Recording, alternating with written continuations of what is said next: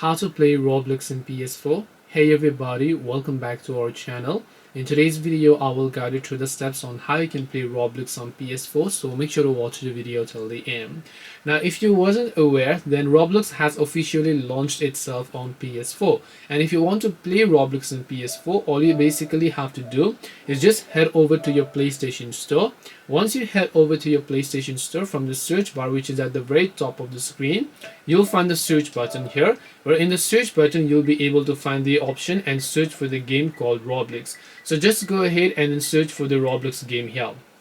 Once you do that, on the right hand side now you should be able to see Roblox, so just make sure to select that game.